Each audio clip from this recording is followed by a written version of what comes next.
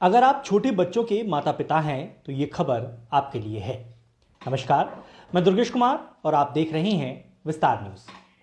जबलपुर में लगातार इस तरह के मामले बढ़ रहे हैं क्योंकि अगर बच्चों को आप समय से पहले मोबाइल स्क्रीन या टीवी स्क्रीन ज़्यादा दे रहे हैं तो इसका मतलब कि आपका बच्चा आगे चलकर बीमार हो सकता है।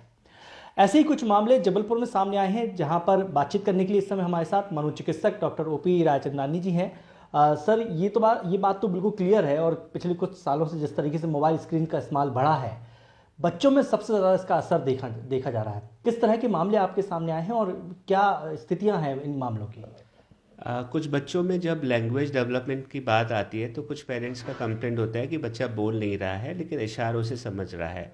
तो मतलब आईक्यू अच्छा है बच्चे का लेकिन लैंग्वेज डेवलपमेंट पुअर है। तो स्वाभाविक है, पहले के टाइम पे भी ऐसा होता था कि कुछ बच्चों में डिले होता है। लेकिन जैसे 4 साल का बच्चा है, 5 साल का बच्चा है और बिल्कुल नहीं बोल रहा है, तो हम लोगों को उसके लिए बहुत सारे कारण देखने पड़ते हैं। उसमें से एक कारण अभी जो हम लोग देखते हैं, तो उसमें बच्चा अगर बहुत ही शार्प हो, उसमें ऑटिज़म के कोई और फीचर ना हो और केवल लैंग्वेज में ही प्रॉब्लम हो और इशारों से समझ रहा हो, तो हमने स्क्रीन का उस पर कनेक्शन देखा है, जिसमें कि हम लोगों को लगता है कि अगर बहुत कम एज में बच्चे को स्क्रीन दे दें, जैसे 6 महीने से एज से ही अपन दे दें और बहुत समय तक बच्चा स्क्रीन में है, तो बच्चे को और कोई स्टिमुलस बाहर का क्लिक नहीं करता।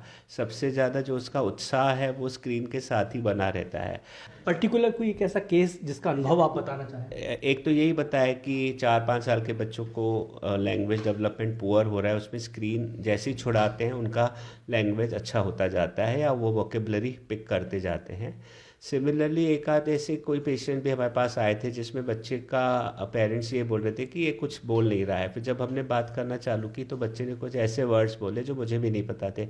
फिर मैंने जानने की कोशिश की थी वो क्या है, तो समझ में आया कि वो चाइनीज़ वर्ड्स है। तो फिर हमने कोरिलेट करने की किया कि चाइनीज़ वर्ड्स इसको कैसे पता है। तब समझ में आया कि बच्चे का स्क्रीन पे बहुत ही अत्यधिक इन्फ्लुएंस है और उसमें जो चैनल्स रहते हैं रिमोट उसी के हाथ में रहते हैं। तो वो कई बार चैनल्स में ऐसे लैंग्वेजेस उसने बहुत पिक कर लिए हैं जो फॉरेन लैंग्वेजेस हैं। कोविड एक बड़ा इसका असर हम देखते हैं। कोरोना के बाद लोगों में शायद ये ट्रेंड ज़्यादा बढ़ा है।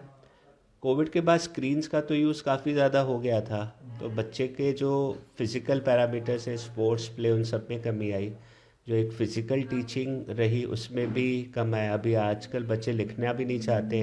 क्या सावधानी बरतना चाहिए आज के पेरेंट्स को, खासकर जो 6 महीने से 4 साल 5 साल के बच्चों के माँ बाप हैं? मुझे यही लगता है कि एक्टिव पेरेंटिंग ज़रूरी है और जो स्पोर्ट्स या जो प्ले अगर बच्चों को हम लोग अपनी कॉलोनी में दे सकते हैं वो अच्छी बात होगी। साथ ही साथ स्क्रीन पे जो निर्भरता है वो कम होनी चाहिए। उसके लिए पेरेंट्स को भी अपना स्क्रीन टाइम को वॉच करना होगा। कई बार हम लोग भी जब बच्चे के साथ इंटरेक्ट करते हैं या पढ़ाते हैं तो हमारे हाथ में भी मोबाइल रहता है। तो जिस तरीके से डॉक्टर साहब ने बताया कि आपको स्वस्थ रहना है, अपने बच्चे को स्वस्थ रखना है, तो ज़रूरत इस बात की है कि मोबाइल की जो स्क्रीन है उसे लगभग दूर कर दें और बेहतर भविष्य के लिए खुद भी जागरूक हों। कैमरामैन रविंद्र के साथ दुर्गेश कुमार, विस्तार न्यूज़।